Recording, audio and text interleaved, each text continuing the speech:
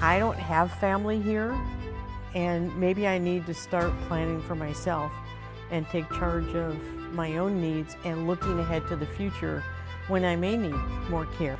And it fell into place, and here I am. I've never looked back. My first night in my apartment, I felt at home, and I kind of took a deep breath because I had been relieved of so much. But really, it sounds like you've kept and you've gained You're more. enhancing. You're enhancing your life. You're enhancing your life. Hello, everybody. Welcome to Let's Talk Senior Living. I'm Jewell Buenavista. And today we have a special guest who actually lives in this beautiful retirement community of Paradise Village, retirement community here in San Diego. And we want to be able to ask our guest, what is it like to move to a retirement community and what made her, because I know a lot of you are thinking about, is senior living retirement communities a good option for me? So let's listen in on this conversation. Okay. And so welcome, Thank Mary you so Anne. much. It's great to be here. So you, tell me a little bit about before you moved here. What did you do before? Well, in my working time, I was a school administrator, a high school principal, and district office administrator, and also a consultant for the county office of ed, and I taught also for National University. So I was pretty busy. Yeah. So you're a busy person. I am. Yeah. And I mean, was moving to a senior living community even a thought? Like how did that happen? No, it was not a thought of mine. And you know, we have, I don't know how many residents we have here, probably close to 300, and there are probably 300 stories. It kind of came to me. I had been going to the same hairdresser, I'm sure many can identify with that, for years, and she ended up selling her shop and opening the shop here. So I started coming here to have my hair done, and then they were also hiring, and my goddaughter needed a job, and she got hired here as a server in the restaurant. And so I kind of became familiar with the place. And I loved my house. I lived next door to my best friend. I was in the delivery room when both her girls were born, so they're my girls. And you know, it was pretty good. But I started to notice, well, first of all, I'm aging. Secondly, you know, one person's water heater went out, then my water heater went out, and then somebody's sprinkler system broke down and my sprinkler system broke down. And then I saw somebody working on the roof of another house, and I thought, oh, you know, I really don't want that responsibility. And that place over there looks pretty good. I had also joined here as a community member to use the fitness center and the pool. So I was coming here and met some residents here and, you know, doing our water aerobics and that. And I thought, wouldn't it be nice to just be able to leave here and just go up to my apartment, you know? And I started thinking, I don't have family here, and maybe I need to start planning for myself and take charge of my own needs and looking ahead to the future when I may need more care. I mean, we don't know what's going to happen. And it just seemed like the right time and the right place. I didn't go searching around. I wanted to stay in this area. That was a definite for me. And it fell into place, and here I am, 11 years later. Well, you know what you said, you weren't looking. Right. It kind of came to you. Mm-hmm. Why is that? Why weren't you looking? Like, did you have what were your thoughts about senior living, or is it just you weren't aware of them? I really didn't have the nursing home thought about it. It just was like so many people, I'm not ready. I was still working. I was still doing consulting, still doing some school curriculum audits and things like that. And then I realized I can still do that even if I live here, you know. So the first couple of years that I was here, I was still working, teaching at National and doing those things. So I was still pretty active and kind of getting used to this. I like what you said right now, because a lot of people think when they move to a retirement community, like, they need assistance already. Right. But you were still working. Right. So you were super independent. Right. So I had friends who say, are you sure you're ready for that? And I went, well, yeah. You know, it's pretty easy living. That's a myth, right? That you move in when you actually need help. Right. But you moved in, Right. you were still working, and you were getting your hair done here. Yes. Your hair looks great, by the thank way. you. How easy is that, you know? How easy is that, Yeah, right? the gym is right here. Everything's here. And I think that's what we need to help people understand. Right. You know, so what are people's common fears and misconceptions that you found, hey, that's not the case when I actually moved here? Right. I think they, like you said earlier, I think they think that it's just a bunch of old people all needing a lot of help and everybody's just going to sit around and not being very active in things. And I also, what I hear often when people come through, prospects come through, oh, but I love my house. Oh, but I love my Yes. house. And oh, I've lived there 30 years and there's so much stuff. It's that downsizing. It's that thought of saying goodbye to your home and saying goodbye to some things maybe. And once you get past that and realize you take the good things with you, you know, the house is a house, but you take all the good things with you and you have your own things around you. And you come and go as you please and have visitors and everything else. But it's very tough. It's a big decision and a big change. Like you mentioned that once you get past that, it becomes easier, right? But I think that's a lot of people's challenge is how to even get to the point to get past it. So how did you get to the point where, okay, let me get there so I can pass through here? Well, I thought a lot about my circumstances. I thought about my finances. I thought about looking ahead 10 years, 15 years, whatever. Wanting to be the person, I wanted to be responsible for where I went and what I did. I didn't want someone else making that decision for me that I might not like. And also kind of looking at a way to continue to live a quality life, but still maybe not have all of the, I don't want to say the burdens, but responsibilities of home ownership and everything else. So it takes some time. You know, it wasn't like I decided on Monday and moved in on Tuesday. You know, it takes a little bit of time to go through that and work it out for yourself and talk to friends. And, you know, some friends said, oh, don't do that. Yeah. You know, you're going to miss your house.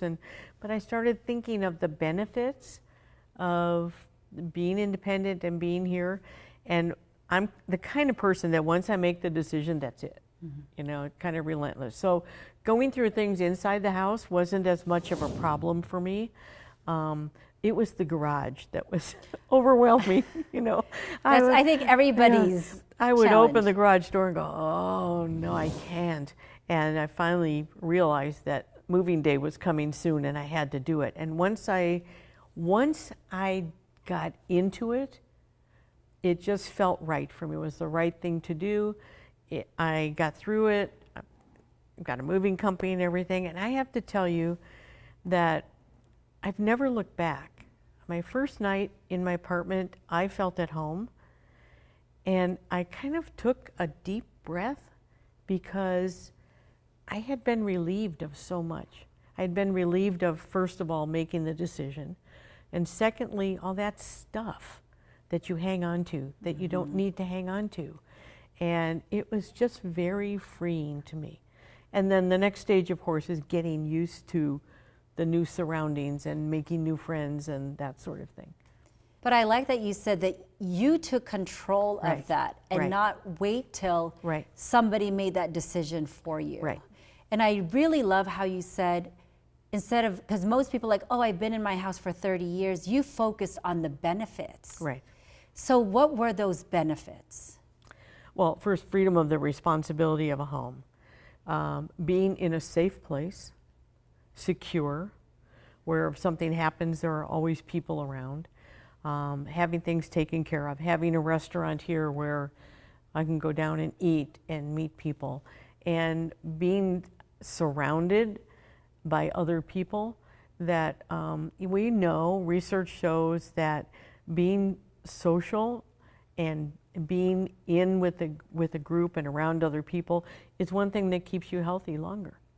And you know, I have friends, but they're doing things too. So if I was in my house, there'd be a lot of times I would be in my house, you know, because everybody else I wanted to do something with was busy or whatever. Here you can always find something. There's always people around, things to learn, learning about programs like this, learning when the speakers come in, learning those things and keeping on learning and being active and being alert and being in relationships. I used to tell kids, you know, it's all about relationships. It always has been and it always will be. And so you can have new relationships here. I haven't given up my old ones. Yes. I'm still social. And you know what? I don't have to give up my friends. That's what a lot of people are Yeah. afraid of. They have to give up a lot of things. But really, it sounds like you've kept and you've gained You're more. enhancing. You're enhancing your life. Enhancing. You're enhancing your life. I love it. Because not only did I not have to give up, other than a house, I didn't give up, but I've gained significantly.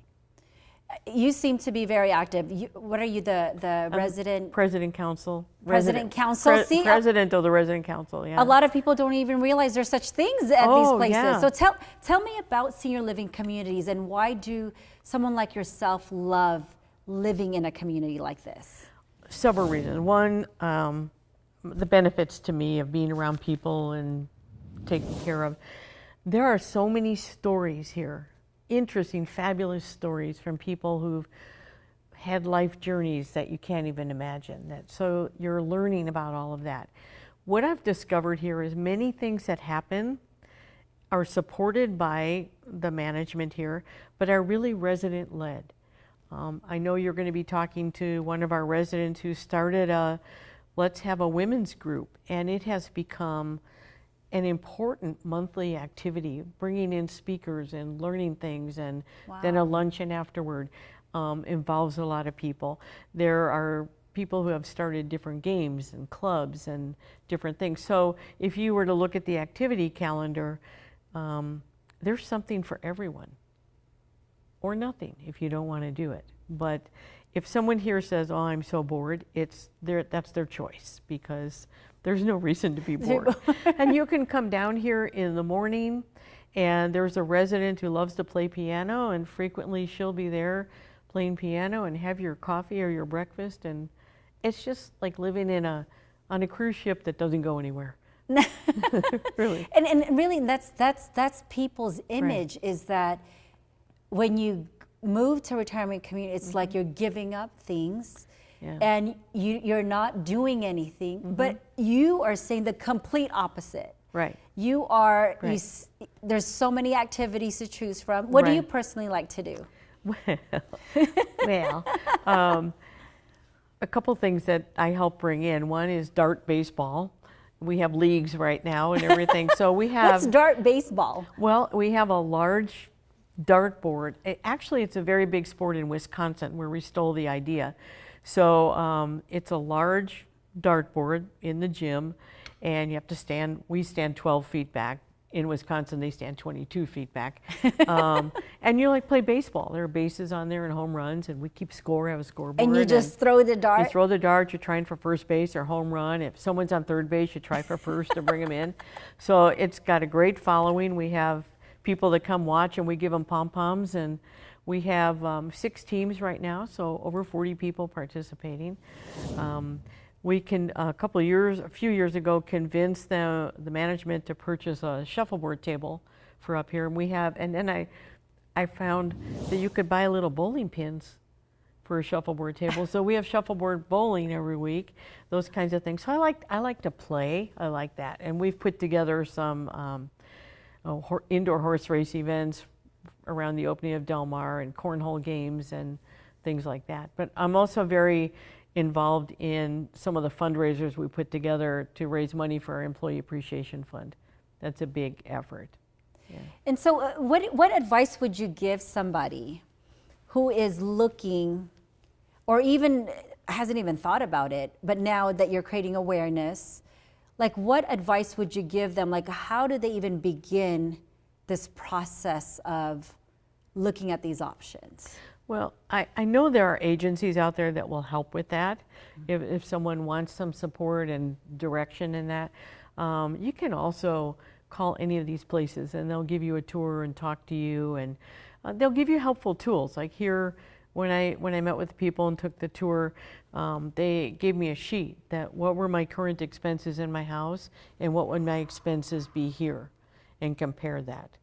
Because you don't realize sometimes all the things you're paying in your home. Yes. Yeah.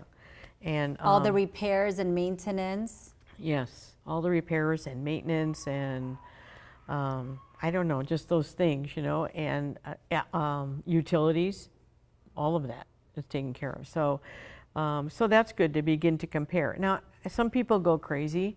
We had one person who moved in here and they had been to over 40 different places, Wow. including other states. And I just talked to someone yesterday and they had been to 15 places before they came here. So I think the idea of what it is, what are you looking for? You want security. You want to have some amenities that that you can be comfortable with. So for example here, all of the apartments have a full kitchen and washer dryer. That was huge, to have your own washer dryer in your own unit and not have to go down the hall. They have a variety of floor plans available. So, and then what part of town do you want to live in? So I think if you can think about that. I definitely wanted to stay in the South Bay because I was living in Chula Vista. My career was in Chula Vista. That's where my connections are. That's where I wanted to be. But there are others out there. Some people come from all over. How do you deal with like your health care? So a lot of people think like once you're in a retirement community, you lose access to your doctors. Is that the case? I have Kaiser. So you still go to your same doctor? Absolutely. Absolutely. And they are bringing in some programs. I mean, most people have their own supplemental insurance, well, on Medicare and then whatever. Lots of military here who have VA benefits or TRICARE for life can go anywhere they want to go. They do have physical therapy here. So if your doctor prescribed physical therapy for you, they have that available, but they don't take Kaiser insurance. But many people here are taking advantage of that. So in this community, there's restaurants, there's all of these like activities. Right. You even have your hair salon here. Right. There's a beautiful swimming pool. Yes. So And there's gym. a gym. Yeah, and classes. So there's really no need for you to really go outside when a lot of your daily activities can be done in this beautiful community. Right, they can be done here. Plus they also provide shopping trips, dinner outings, things like that. So I still drive. I'm lucky I still drive. And so I get around pretty well. Just did a couple errands this morning before this, so that was good. But yeah, I mean, people keep their own doctor and you're not, I used to tell people, you don't come in here and they don't lock the doors and that's it. You know, you can't go anywhere. That's the image that some people have. I know. Now we do have other this is the independent living Yes. building. We do have assisted living Yes. on the same campus and memory care. And one of my thoughts, going back way to the beginning of our conversation, was if I were to be in need of assisted living, as a resident here, I have priority for a space over there. And they have very And lovely, that's great peace of and they mind. have very much peace of mind. And they have great apartments there, and they've just refurbished the whole place. It's quite lovely over there. So a lot of people think, oh no, I'm never going there. But I'm thinking, if I need it, that's where I'm going. You know, the ongoing theme when I speak to other guests is be proactive. Right. And that's exactly Right. what you did. And Right. you feel empowered I do. that you are the ones making the decision Right. versus you're in crisis mode and then you're just forced to make whatever decision is on the table. And me, you know, single, divorced, I had friends, right? I didn't want to put them in that position. If something happened to me, for them to have to decide what to do with me. But I do know that, and I don't have children, but for people who have children, and I tell people who come through here all the time, what a gift to your children. Yes. That they know you are in a safe place, you're taken care of. If something goes wrong, something's here, and you've got all this around you and things you can do, that you can be more active, you can be more social, which in itself is healthy and keeps you healthier. That statement, Mary Anne, is so different than what most people are used to. You just Right. saying that it's a gift to your children. The challenge has been, like growing up, honestly, I had this image of I would never put my mom and dad in a nursing home because that was the image. Right. But now that I'm familiar with how retirement senior living communities are, it's like I would love for my parents to live in one of these communities because the socialization, the amenities, I mean, as an adult child, I have peace of mind that God forbid something happens to them. They're in good hands because there's all of these people, they're not at home by themselves. So, and if they're sick, then you're not at work or doing something, oh, I hope they're okay. Oh, gee, I should stop by there, but I have this other meeting. They're in a place. You know? Oh, I love that. And not that you don't get to see them. You come whenever you want. And visit. that, tell us a little bit about that. Like, can families come and visit? Families are in and out all the time. We have the restaurant. They can dine here. We have guest rooms available that they can rent. So over the holidays, there's a lot of traffic with the guest rooms, and families coming for maybe a week at a time and staying if they're from out of state. But yeah, I mean, it's coming and going all the time. It's kind of like this is your new house now, Mom. Right, exactly. Right, and I'm going to come visit you. Exactly. Well, yeah. But then when I'm gone, I know you're. You know that I'm safe. You're safe. You're active. You have friends. Right. You're eating good. You're eating. Yeah. Right.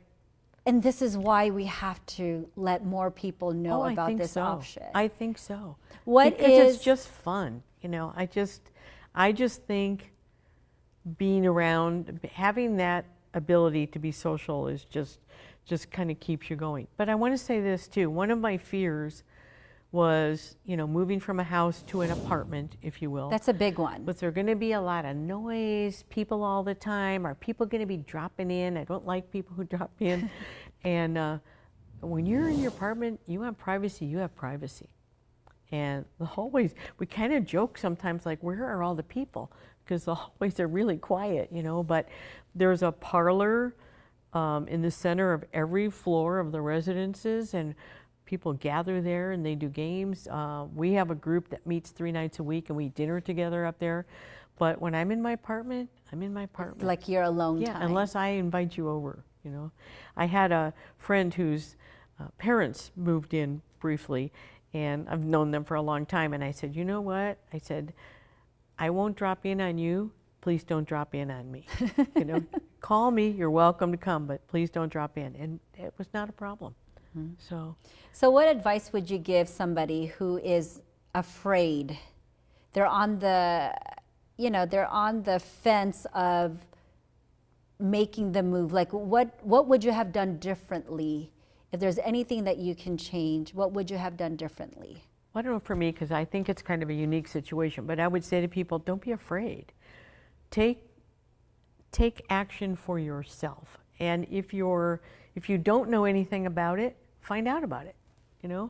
Go tour one of the places and just find out what it is, so that even if you're not ready now, you have an idea in your mind that's different than the idea you may have now. And the other is to start checking places out and finding out, what will it take? What do I need to do? Look around your house and think, ooh, I don't want to have to deal with that, or this is important to me, I'm going to keep this, but I really don't care about the other stuff. Yes. It's like when you go to clean your closet, it's like take a deep breath and go through it, and then you feel so good when it's done. When I used to help people downsize, because that's what I did professionally for a long time. I had this one of my clients, he's lived in his home for 40 plus years. And I asked him, hey, Paul, how long do you think it'll take us to move? And he looks around his house, he's like, 3 years.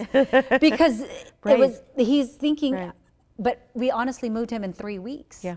And the point is that there are people that can help with that, so people don't have to feel that they have to do it themselves. Exactly right. You don't have to do it all alone. There are people who can help, and it's kind of one of those things. Once you make the decision, that in itself is freeing. And then once you make that decision, then that gets you into action to make that decision come true. So I think it's, it's that kind of like, oh, should I do this? I don't know. I love living here. What about this? I'm going to miss that. But this is really the best thing for me. And look, it's not so bad. And look at what I'll gain by going there. I'm going to do it. And once I did that, and I love how you said you're not giving up. You are enhancing your life. And I can see how your life has been enhanced with everything that came along with it. Right. You know, is there anything else you'd like to share as far as your journey into moving to a senior living community that you want others to know, understand, or just learn from? Well, I think you should know you'll be okay. You're going to be just fine.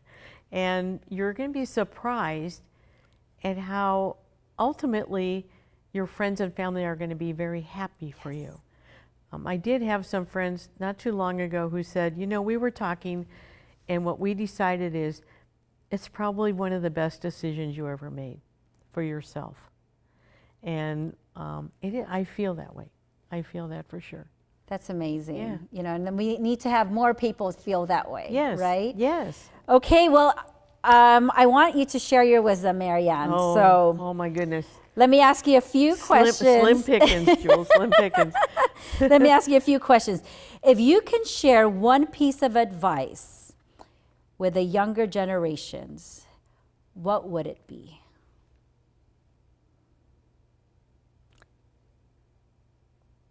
Be bold and have grit. Make your decisions and stick to it, but don't be afraid. Make your decisions for you and not let other people make them for you. And that applies moving into senior living. It applies to young people too. You know, you don't have to stop worrying about who you're pleasing or not pleasing, and do what's in your heart and do what's best for you and take those moves. And when you do, have the grit to follow through, make it happen. Oh, I love that. I'm like so inspired right now because I have crazy ideas that I want to do, and it's like doing this is absolutely, you're learning a lot here. Yeah. I'm like, I'm going to do it. Yeah. We're going to do this, you know, and so here I am. Okay, what's the secret to a happy life? I'd say a couple of things: relationships and a sense of humor. You know, I worked with a guy who always used to say when things were going kind of goofy, he'd say, "It's only a movie, Mary Anne, it's only a movie."